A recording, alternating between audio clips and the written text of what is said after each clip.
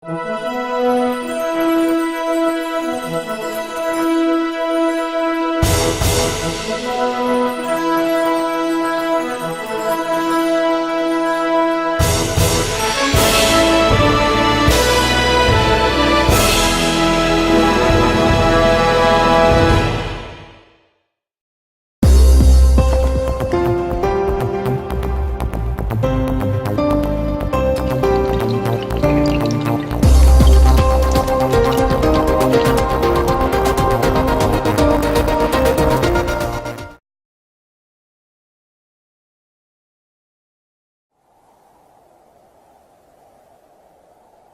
2017, industries and institutions continue to work together to perpetuate animal exploitation. As more and more people became aware of this, the corporations became desperate, peddling a phony narrative that further undermined the health of our planet and its people. This documentary highlights how these forces are starting to diminish, and how the undeniable paradigm shift is shaping. We are putting pressure on a system, and the system will break. There's 66 billion animals that are being slaughtered every year. So should we all be going vegan? And I think more and more, particularly as technology brings us closer to that process, people are opting out of that system. People are going vegan left and right. This year has been amazing for the vegan movement. Today people understand how cruel the fur industry is. I promise you a future exists where every animal is treated with love, respect, kindness, dignity and compassion. I believe we're close to the tipping point. And the debate started. What is milk? It's just about understanding what's better for you. You know, humans, animals, our planet. Within weeks and months of watching the film, they're feeling better than they ever have. Moving to a plant-based diet is really just a solution to so many of the most pressing problems that we face today. It'll become the single biggest movement in 2017. It's something that everybody can try. And the progress is all around us. The world really is changing. I'm so incredibly optimistic. It will happen. As Nelson Mandela said, it always seems impossible until it's done. The story begins with two people in January. One is Senator Tammy Baldwin in Wisconsin in the US. The other is Irish animal rights activist Sandra Higgins. It was a moment where two opposing ideas about the future of food took hold. Higgins launched a small billboard campaign against the dairy industry, which proved an extraordinary experiment, starting in Northern Ireland but quickly expanding worldwide. And by the end of the year, no one could have foreseen how it would play out. Vegan campaigners are free to brand British milk production as inhumane after a ruling by the advertising regulator. There was a campaign saying there's no such thing as humane milk, and they won. During my time on the farm, approximately about 2,300 babies will have been born over those 4 years. So that's 2,300 babies whose mothers were denied the right to feed their young. And that's something that haunts me to this day. Meanwhile, in the US, Senator Tammy Baldwin began a campaign against plant milk. Baldwin introduced the Dairy Pride Act, which stopped non-dairy products such as soy or almond milk from being labelled milk, yogurt or cheese. Under the Dairy Pride Act drafted by Senator Tammy Baldwin, the FDA would have to crack down on products that use terms like milk or cheese in a way that's misleading. Senator Baldwin says the act will stop misleading consumers at the grocery store about the products they're buying. When you say milk, we mean a dairy product, and we mean quality, and we need particular nutritional standards, and you've got to apply the law and make sure that these imitators don't get away with misleading the consumer and cutting into dairy producers' revenue. Right now, there are tears of frustration in the debate over who gets to put milk on their labels. On one side, you have the long, dominant dairy farmers. And several farmers say the mislabeling is frustrating, especially because they have the potential to lose sales. And on the other, you have the new kids on the block. Tennis star Venus Williams. I do plants. And hip-hop producer DJ Khaled appear in these new up-tempo ads for Silk almond and soy milk. They're part of an industry of plant-based products described as milk substitutes. They generated $1.4 billion this year and grew 54% over the last 5 years in the US. Milk producers are facing decline, dropping 11% in sales over the last year. Now they're fighting back. As the animal agriculture industries crack down on the labeling of vegan milk and other plant-based products, the public also became aware of their influence on academia. And who funded that study? But that wasn't Iran. It wasn't funded by industry. That was an egg industry-funded study. This is the most unscientific discussion I've ever had in my life. Why don't we get, Am I on the doctors or am I on some kind of show? Seriously, guys, stop for 1 second. That is not science. That's a lie, Travis. Films that provoked major change came out, and awareness grew around the collusion and corruption in government. Through many mechanisms, the government is very supportive of legislation that protects the animal food industry. The U.S. government is responsible for the fast food crisis, the health crisis, the environmental crisis, by subsidizing this horrible food, by subsidizing animal agriculture. Our taxes are being used to subsidize the production of the food that kills us. A lot of money is being made selling people highly concentrated animal-based foods, and a lot of advertising, promotion, and education is being promulgated in the interest of promoting these foods. You go to these conferences and it's sponsored by McDonald's and Coca-Cola. 18% of our gross national product is now going into the health industry. That's insane. We operate from the disease model, meaning that we are in the business of treating sick people. We are not in the business of trying to keep people from becoming sick. Money talks. The hospital actually benefits from McDonald's selling more food and more Big Macs.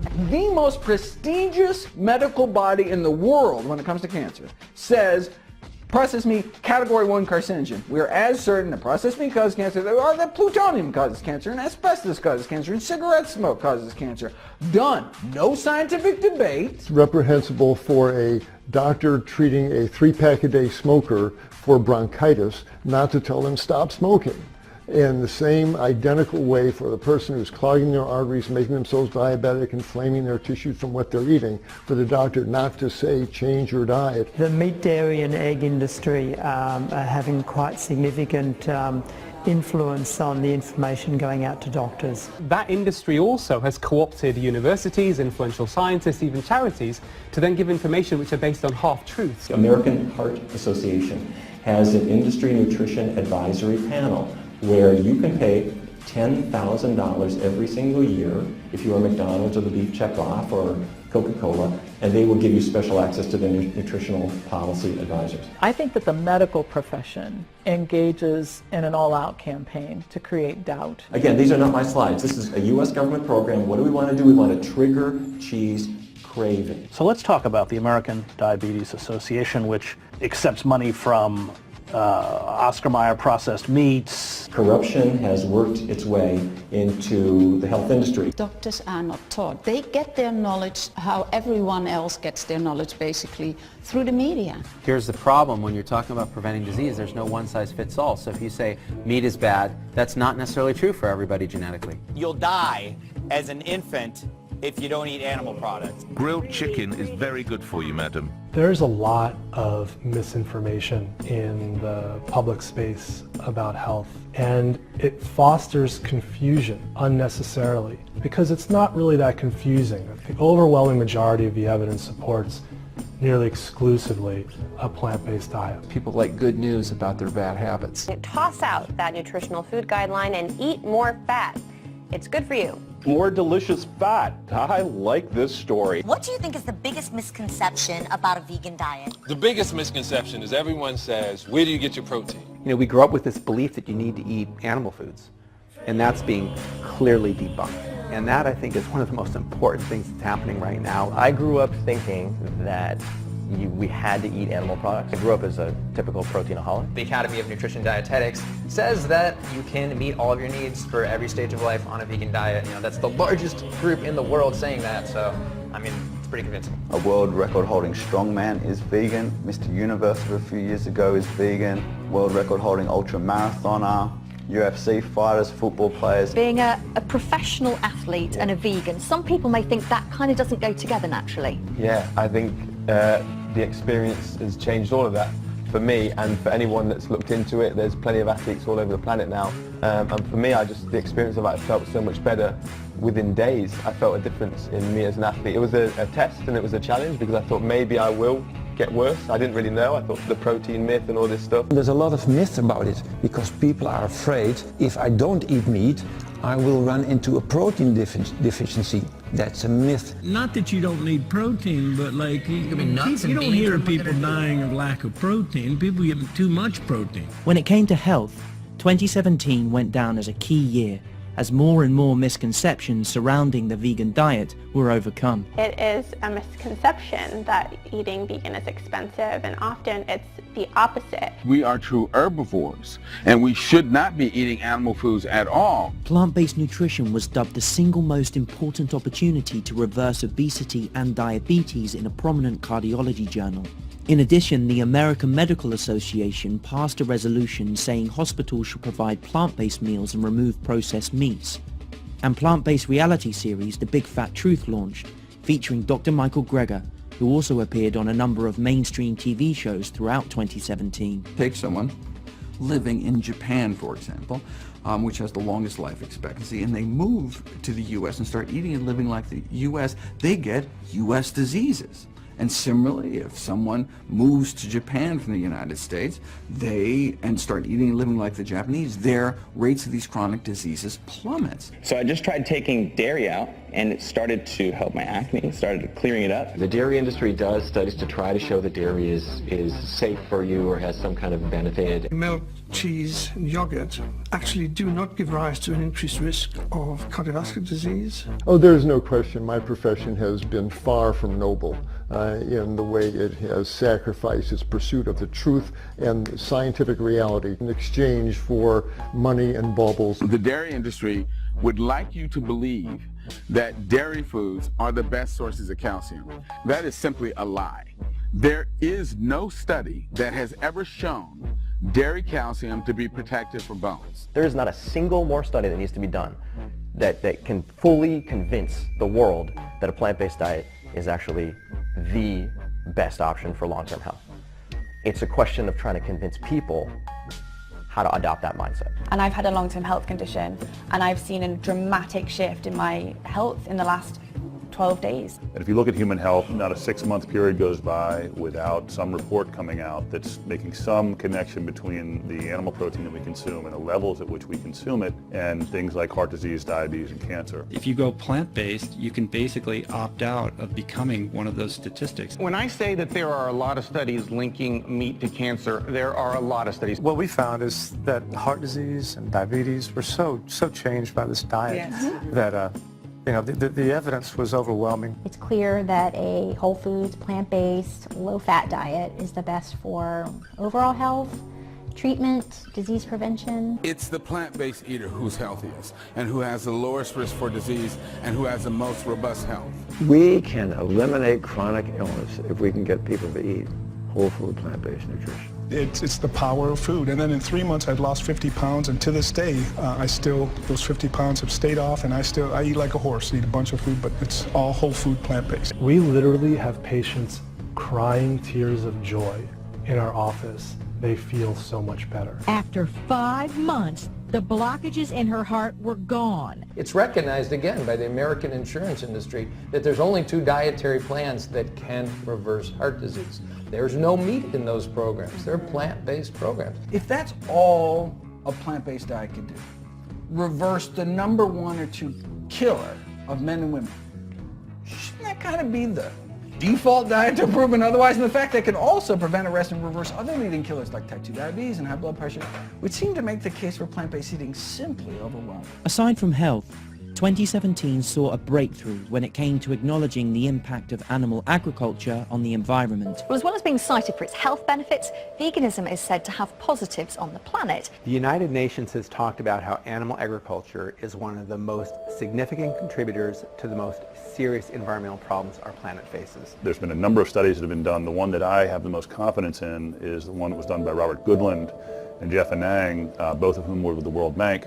So not exactly a left-leaning organization, an organization that often is at odds with the environmental community, But what these two scientists wanted to do was to understand what's truly driving the majority of emissions in the world. So they looked at livestock and they came up with a number that said, it's 51% of greenhouse gas emissions can be attributed to livestock. One of the major contributing factors to global warming is industrial meat production. As people want to increase meat consumption,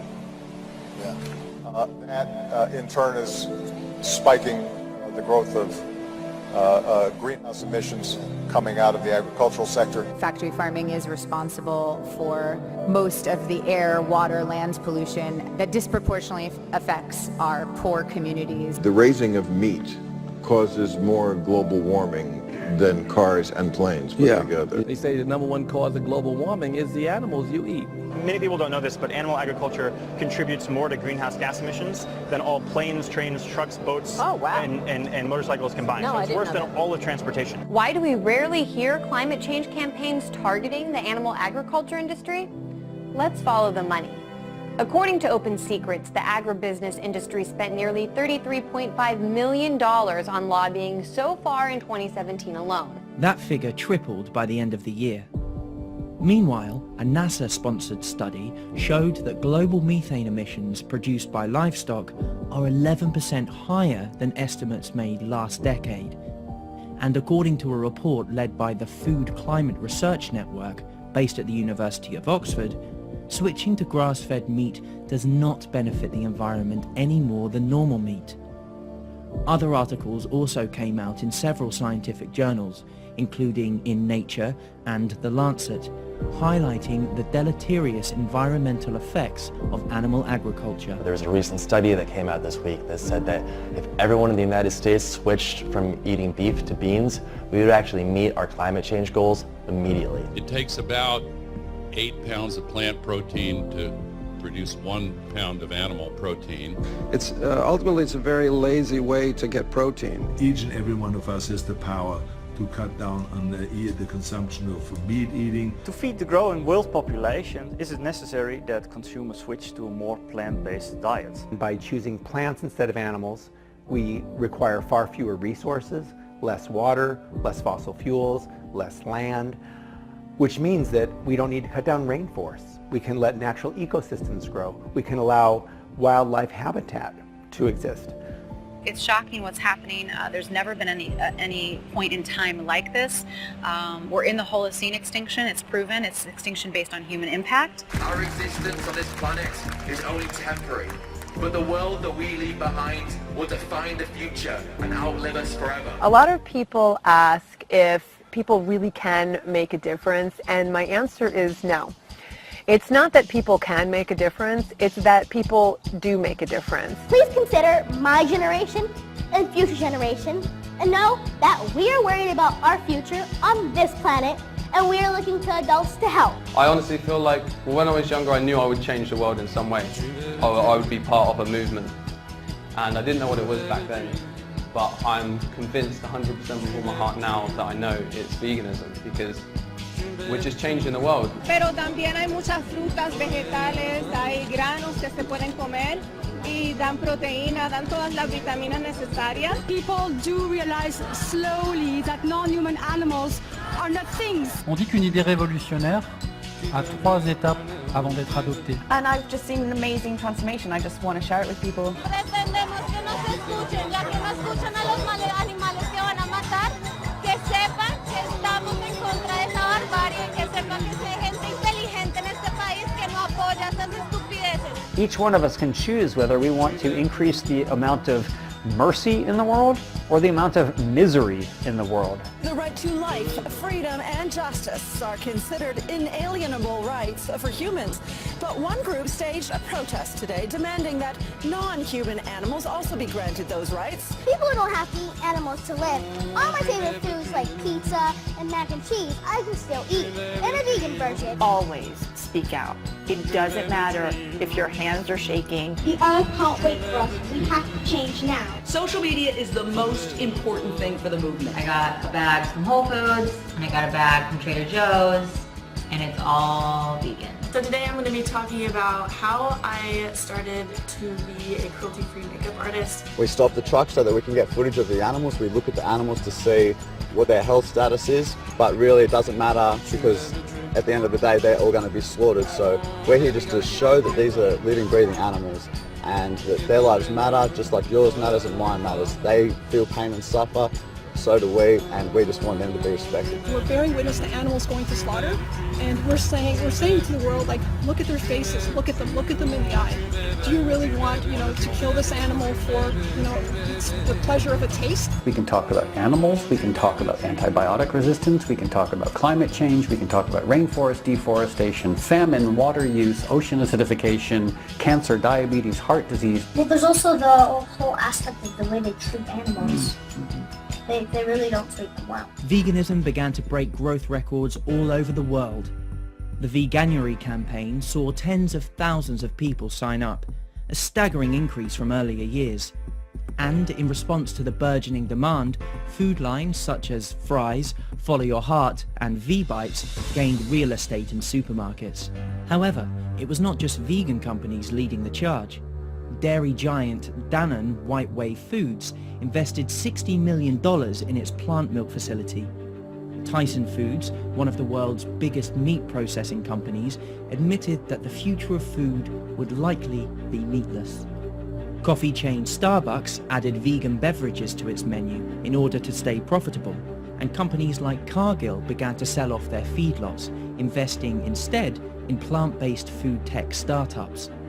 These companies received record amounts of funding throughout 2017 as they began to mimic the taste and texture of animal meat using plants. It looks like meat, tastes like meat, yes, even bleeds like meat, but it's actually made from plants. I'm enthusiastic about the incredible amount of money that's being pumped into the movement. If you look at what a couple of companies in Silicon Valley raised in terms of venture capital, that's more money than the whole animal rights movement combined. We've raised more than $100 million. Within 10 years, we certainly expect our investors to be able to get their money back. I gotta say, it's good. It even oozes like grease. It bleeds on the grill a little bit. So it's made out of peas. What's the grease made out of? Well, it's plant-based grease too. We're taking plant material and we're running it through a process of heating, cooling, and pressure that stitches together the protein that's present in plants in a format that's very similar to how it's present in muscle or meat.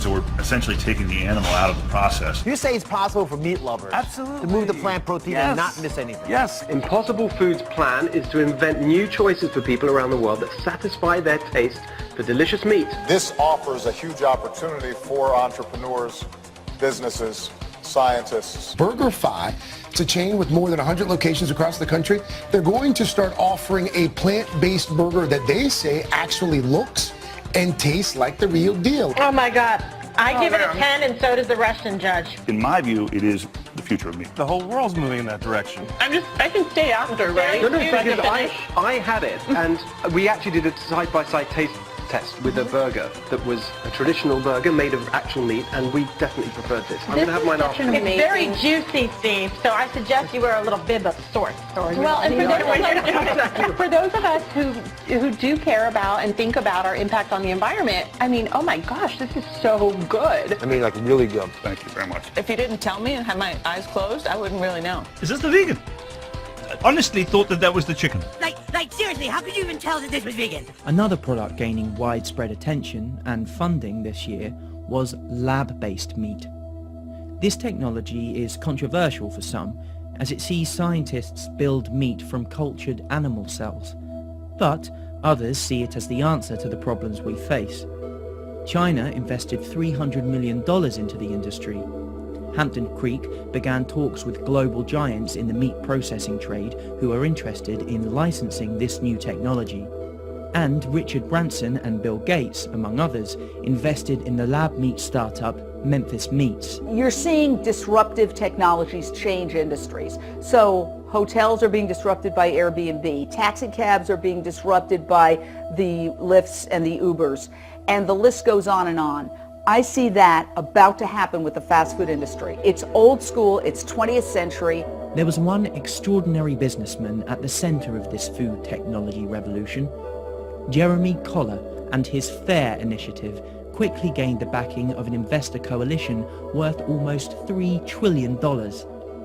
This powerful group of disruptors not only invested vast quantities of wealth into the meat replacement sector, but also applied pressure on the 16 leading food companies, including Tesco, Walmart, and Target, to switch from animal-based protein to plant-based protein. As this happened, more and more companies and restaurants realized the increasing popularity of vegan foods and began releasing products. With interest in veganism on the rise, so too is the demand for meat-free alternatives. I mean, there's so many great vegan restaurants and like dishes, and it's much easier than I thought it would be. I mean, change is really happening. You now have major companies that are starting to invest in developing vegan protein products, vegan plant milks, and so forth. Now we have plant-based meats and plant-based cheeses, and there's almost nothing that I used to eat that I can't eat now in a plant-based version. Despite the progress, there were some strange events. The high-profile plant-based Impossible Burger was not deemed safe for consumption, but very few questioned whether anything was wrong with traditional meat. Hampton Creek's vegan products were dropped by American retailer Target after unsubstantiated safety claims, and nobody knew why. But progress was really hindered in the UK, where MPs attempted to scrap the law recognizing animals as sentient, and the Bank of England released notes containing beef fat, symbolic of the deception the animal agriculture industry relies on for its continued existence. In addition, despite removing dairy from its draft dietary recommendations, the Canadian government insisted on investing $350 million into new dairy support programs. It was another contradiction that made us question the actions of those in power. And as we did this, we realized they did not care. They continued to subsidize industry to the tune of tens of billions. The flaws in their system became more obvious to the world, and revelations came to light about animal abuse. This is the captive bolt gun. Collusion between industries. An investigation revealed that some factories had been bribing inspectors and politicians. And the antibiotic resistance crisis. Use of antibiotics in livestock can lead to unhealthy, even dangerous outcomes. Antibiotics are losing their efficacy because they're mass use in industrial meat production. 80% of all antibiotics in the US are used on factory farms. Leading to a major medical crisis. Using antibiotics and misusing them just to make animals get fatter, or so you can cram more together and have more stressful conditions and feed them worse diets is the worst way to be using these incredibly important drugs. Most animals raised for food in the United States are grown inside giant industrial buildings called factory farms. For the first time ever, we have compiled drone footage of these facilities across America. If something is considered standard agricultural practice, it is exempt from cruelty prosecution. It is that loophole that allows pigs to be slammed into the ground head first, for pigs to be castrated and have their tails cut off without pain relief, chickens to have their beaks cut off, animals to be crammed in cages on factory farms. In 1992, 30% of pigs were kept on a factory farm in the US. By 2016, it was over 97%. Now let's face it, this is not an industry. It's an atrocity. It's like any pictures of animals cooped up. You don't want them to be like that. You want them to be free in a field. They have a war waged against them. The animal rights campaigners claim conditions there are appalling. There are many alarming revelations. In these concentrated animal feeding operations, crowded, stressed, standing around on their own feces. When we consume, what's called meat, this is the body of a living, feeling individual who wanted to live. So this is not just some personal choice. And at the slaughterhouse, they will be shot in the head with a bolt gun, which will fire a bolt through their skull to pierce their brain, and they call that humane slaughter. The conditions that these animals live in are absolutely horrendous. The crises were piling up, but the mainstream media would continue to peddle a false narrative, helping the world's most powerful industry instead of challenging it. A recent survey has shown a worrying trend among young people under 25 for dairy-free diets. My son only eats chicken fingers. I wear leather. That you are lacking in nutrients your body needs. Almond milk and soy milk seem to be okay. You know, dairy's better. The mainstream media will never tell our story because the advertisers are the meat, dairy, and pharmaceutical industries. Those industries stand to lose big if America and the world goes plant-based.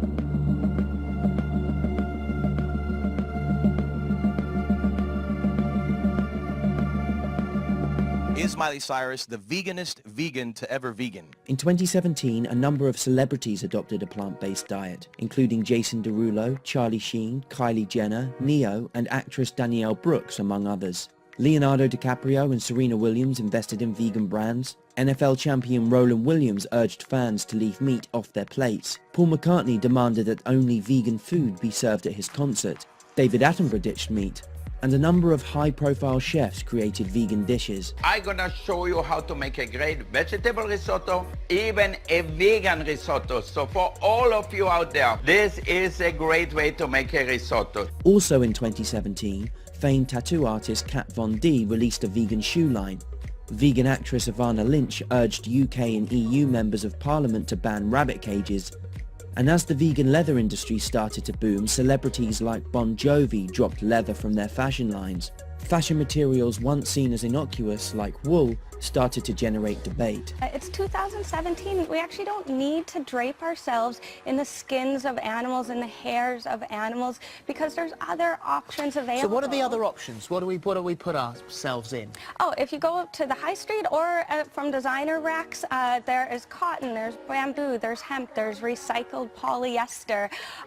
When it comes to leather, we're actually seeing leather being made out of pineapples, out of apples, out of mushrooms. The possibilities are really endless from every price point on every high street shop. In addition, others spoke out, including Danielle Monet, Jaden Smith, Alicia Silverstone, Jessica Chastain, Liam Hemsworth, and Miley Cyrus. I posted some food photos this summer. Oh. And you know, and for me, it was a celebration because I'm vegan.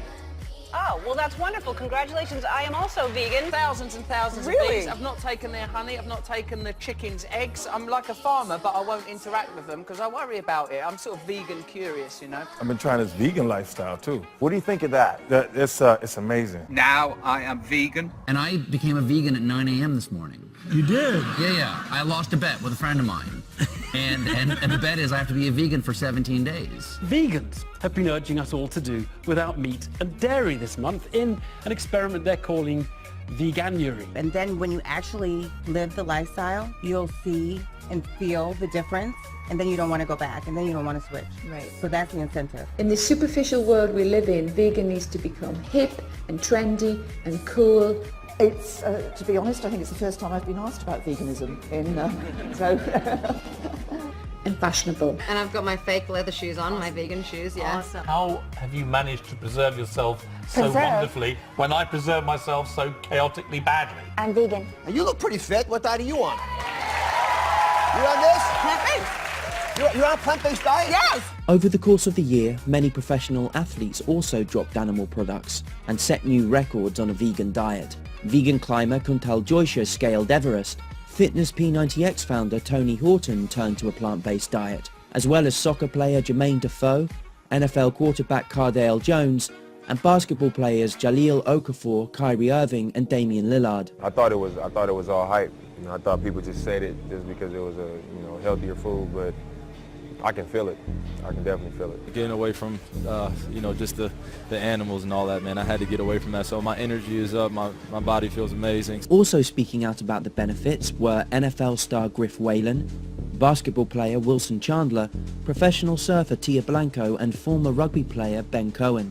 Endurance athlete Rich Roll completed one of the hardest races at the age of 50, and a number of others adopted a plant-based diet after watching the documentary What the Health. What the Health? Including Formula One giant Lewis Hamilton. Plant-based diet you've gone on to. Yeah, I can't express to you how amazing I feel. This What the Health movie. Isn't that incredible? Driving the world crazy. Everyone's vegan now! My fiance watched this documentary called What the Hell. Everyone is buzzing about the Netflix documentary, What the Hell? A new documentary on Netflix has many people questioning their diets. And now we're vegans. Following What the Health, other films were announced, many with high-profile casts, including The Game Changers, From the Ground Up, Eating Our Way to Extinction, Eating Animals, Eating You Alive, The Invisible Vegan, Taking Note, Empathy, Seaspiracy, Meet the Future, and Dominion. UK indie documentary Land of Hope and Glory made waves with its release, and so did Netflix original Okja, with its groundbreaking budget of $50 million. We watched Okja, the film, and it just absolutely had us in tears at the end. We were ethically convinced immediately that there was no reason to kill any animals. And this is a work of art. And that's why art exists, because sometimes people can't handle the truth in its raw footage form, but they can handle an artistic work. In a striking move for mainstream television, the documentary Carnage was released by the BBC. Look at what the meat industry is doing to our planet. Look at what it's doing to other animals. Look at what it's doing to us. That's extreme. As these films circulated worldwide, the dairy industry lashed out more.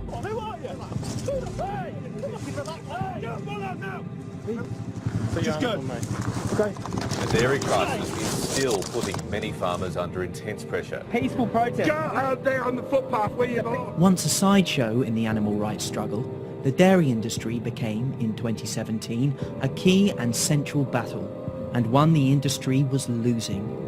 While dairy producers' profits plunged, research firm packaged facts predicted that the dairy-free market would be worth $28 billion in the next 2 years, a staggering growth from only $6 billion last year. Industry leaders admitted the dairy sector is facing an existential threat from vegan campaigning at a recent industry summit. Tammy Baldwin's attempts to crack down on vegan milk sales proved unsuccessful, and the dairy industry, in a confused state of desperation, began calling their own products plant-based. In addition, thanks to Sandra Higgins's tireless defense of her poster message, the Advertising Standards Authority in the UK ruled that you can legally state that humane milk is a myth. The idea that my pleasure or my taste or anybody's pleasure or taste is worth more than the entire life of somebody else is ludicrous, and it's immoral. Towards the end of the year, Plant-Based News' World Plant Milk Day was launched, and the dairy industry began its own counter hashtag. I'm Abby Reader, and I'm proud to be a dairy farmer. We're the Evans family, and we are proud of dairy. Proud of Dairy achieved only a handful of submissions, while World Plant Milk Day trended all day.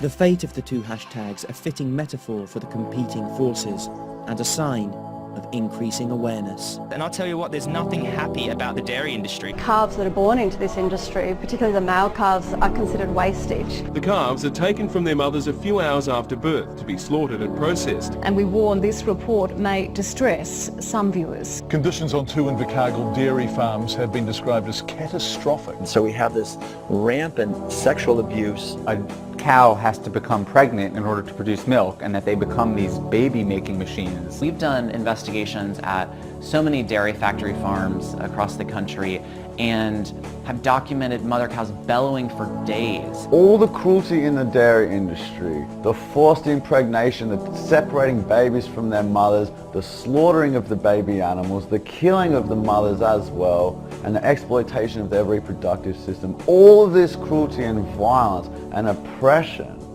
And what's it for? Just so we can have a little bit of cow's milk in our cereal, so we can make a piece of cheese to fit with all the other ingredients on our sandwich. It's not about respecting me as a vegan. It's about respecting the life of somebody who feels like me, someone who's capable of the same physical feelings that I have. I'd like all people to look at the fundamental core of ethics and morality, which is treat others the way you want to be treated.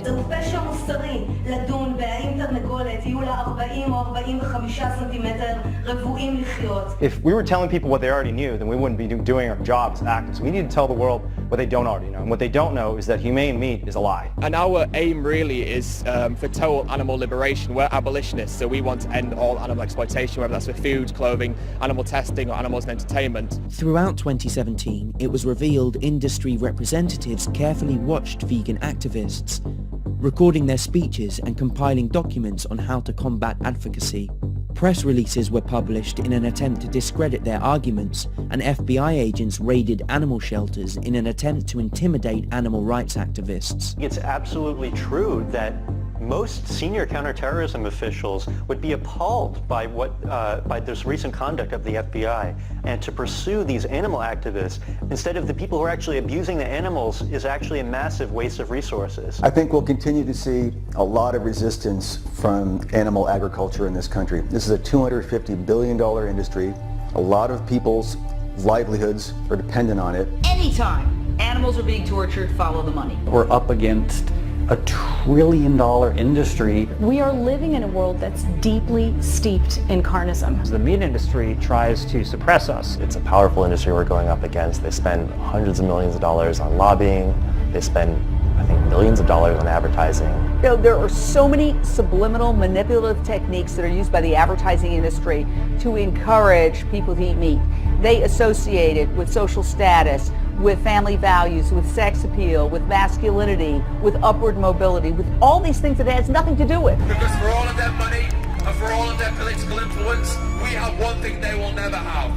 We have the truth. Disproportion between that little bit of extra pleasure you might get from eating meat and the phenomenal amount of destruction required to produce it should surely commend it to anyone as a stupid thing to do. If you spent 1 minute in their shoes, if you knew what that was like, I know you wouldn't do it. Just look into the eyes of an animal who's suffering, who's about to be brutalized and torn to pieces on the slaughter line. And stuffed with all kinds of carcinogens, the growth hormone, the steroids, the Prozac, the antibiotics, stuffed with that shit. In every movement in history, movements have grown and changed the world when people have the confidence to speak truth to power. You really can't be an environmentalist and not be vegan. You really can't be a feminist and not be vegan. And if you look at human history, there have been a number of institutions and behaviors that we now look back on and are appalled by. If you look at everybody in the history of making a change in the world, they were verbally and in much earlier times physically abused. The suffragists who were fighting for the women's right to vote,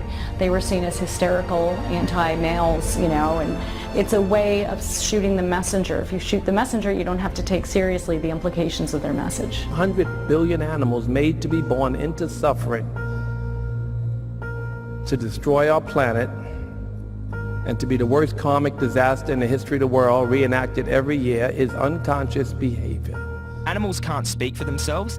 They're so defenseless, and they're the most innocent, vulnerable beings on Earth. And I think at some point we're going to be looking back on today and saying, how could we have supported the system that was so harmful? And it's really basically habits. We're creatures of habit. We're also social animals. So if everybody around us is doing something, we start doing it, often without thinking about it. It's blatantly obvious now that we do not need to consume animals to be healthy. We'll be far healthier without them. She got her life back.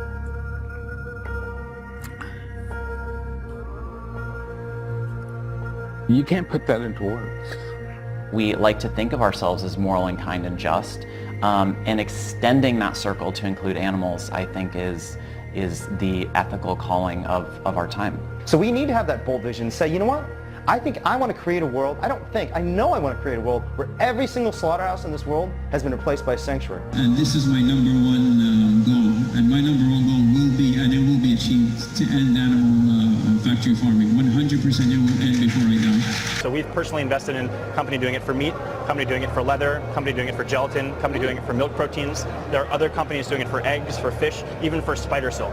We think it's going to be one of the most impactful and one of the most profitable technology revolutions that the world has ever seen. أنا ما يذوقون اللحم يفرحون. الآن الناس عندنا كثير من الأطباء يقول احذر اللحم واحذر الشحم. I think that the oppression of animals is the gateway drug to oppressing humans. If you put a rabbit and an apple in a crib, the baby will eat the apple and pet the rabbit. And what we do is we try to toughen boys up and girls, and we try to make them strong by making them callous and unfeeling, and we indoctrinate and condition them into being cruel and giving them the terrible values that what you drive or what you wear or what your little totems are more important than kindness and compassion. And I do think those scales are going to tip at some point so that veganism becomes the dominant ideology. There's so many new campaigns, there's so much new activism happening. The Save movement is growing, more people getting to these slaughterhouses and showing people these animals. I think that's one of the most powerful things happening right now. The Cube of Truth by Anonymous for the Voiceless is growing in city after city after city. It is so amazing to be a witness to the growth and development of this cruelty-free world, especially in the beauty world. I talk to some people now who look back on, for example, Ringling Brothers Circus closure, and they say, oh, it was inevitable. It wasn't inevitable, but nor was it impossible. Nothing about what we're doing is inevitable nor impossible. By the end of 2017, there were a number of promising developments. Ag-gag bills, designed to cover up the reality of factory farming, were declared unconstitutional in several states in the US. The charity Viva crowdfunded vegan cinema ads in the UK. A political think tank called for a vote to make factory farming illegal in Switzerland, and animal rights marches broke record numbers all over the world. The easiest thing that any one of us can do to help animals is simply leave them off our plates and stop paying for their abuse. Online access to information about how to live vegan is more accessible, with new recipe guides and resources coming out all the time. Groundbreaking media, using social media, YouTube, Facebook, and video to get the word out is so important. As young people predominantly get their news from these platforms now, a new generation is being created in the biggest health, environmental, and ethical movement ever to exist. What's exciting about that is it shows the generational shift. Even people perceived to be against the new way of thinking began to speak out, including Unilever president Amanda Suri. In addition, supermarkets redesigned meat aisles to encourage consumers to buy less meat. Tesco's hired a director of plant-based innovation, the first position of its kind, and the German Ministry of Environment also made changes. The German Ministry of Environment bans meat at all of its official functions. In addition, media outlets like Unilad published articles. The Guardian listed meat and dairy alternatives as the #1 megatrend to fight climate change. Car companies such as Tesla ditched leather interiors. Restaurant chains like Pret a Manger expanded their veggie stores, and sports clubs like Forest Green Rovers went vegan. Veganism is no longer viewed as a fringe lifestyle choice. It is a moral framework searing into the consciousness of huge numbers of people. The question now is, what will you bring to 2018?